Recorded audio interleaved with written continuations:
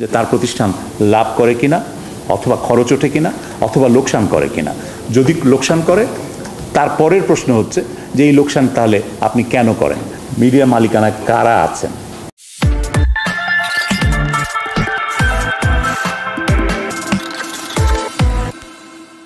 তো মিডিয়া মালিকানার বিষয়েও আমরা একটা চেষ্টা করছি এটার বিশ্লেষণ করার। এই বিশ্লেষণটা করা হবে কিসের ভিত্তিতে?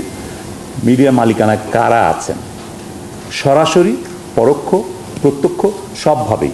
অর্থাৎ তাদের পরিচালনা পর্ষদে কারা আছেন, টাকাটা কোত্থেকে আসে সেটা জানার চেষ্টা করা হচ্ছে।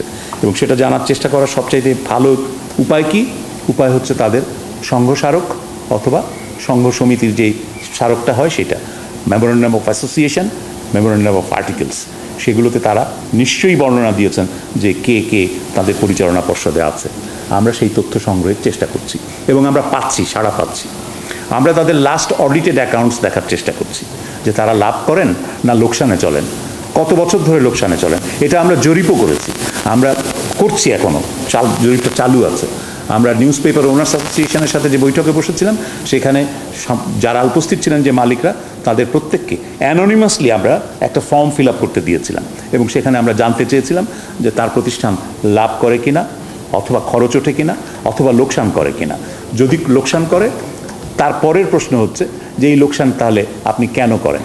ফিলান্থ্রপি ব্যক্তিগত স্বার্থ, রাজনৈতিক স্বার্থ হতে পারে, আর্থিক স্বার্থ হতে পারে, ব্যবসায়িক স্বার্থ, অন্য ব্যবসায়িক স্বার্থের জন্য আপনার পত্রিকা রাখা দরকার, সেই কারণে আপনি পত্রিকা রাখছেন, নাকি রাজনৈতিক দলের মতাদর্শ প্রকাশের জন্য আপনি করছেন, কি কারণে করছেন। অ্যানোনিমাস এই প্রশ্ন আমরা করেছি এবং সেটার উত্তর আমরা নিয়েছি। যে মালিকরা আসেননি আমরা সেই মালিকদের কাছে ইমেইল পাঠিয়েছি যে আপনারা ইমেইলে উত্তর দেন, আমরা জানতে চাই বাস্তবতাটা।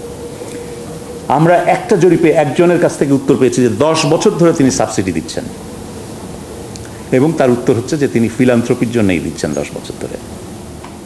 এটা বিশ্বাস করা খুব কঠিন, খুবই কঠিন। সুতরাং প্রশ্ন উঠতে পারে যে তাহলে তো আপনার এই সার্ভের কোনো অর্থ থাকবে না। একটা অর্থ থাকবে, সে অর্থ হচ্ছে যে আমরা একটা ওভারঅল ট্রেন্ড বুঝতে পারবো, সামগ্রিক একটা ট্রেন্ড বুঝতে পারবো। প্রতিষ্ঠান ভিত্তিক অবস্থান হয়তো বুঝতে পারবো না, কিন্তু সামগ্রিক একটা ট্রেন্ড বুঝতে পারবো।